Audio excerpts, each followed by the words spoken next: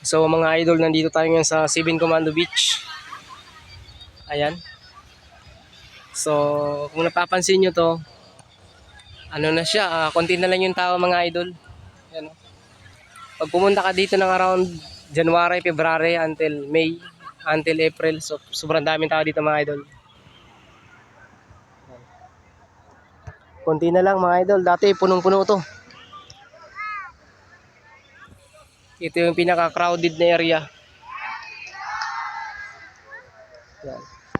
So mahaba po ito, yung area na to. So dati dito sa beach merong mga cottage. Yan.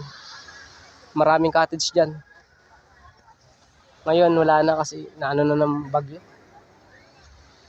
Tanggal na ng bagyo mga idol.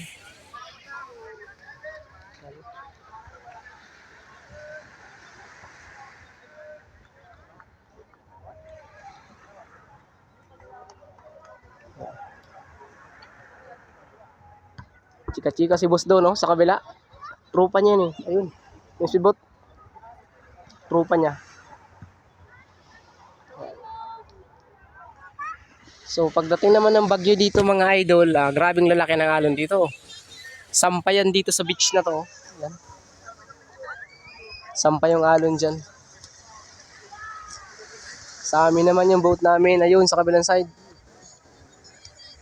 Yan.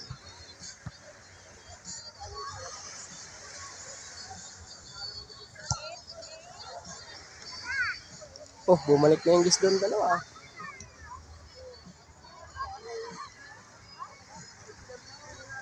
Yan. Ito siya.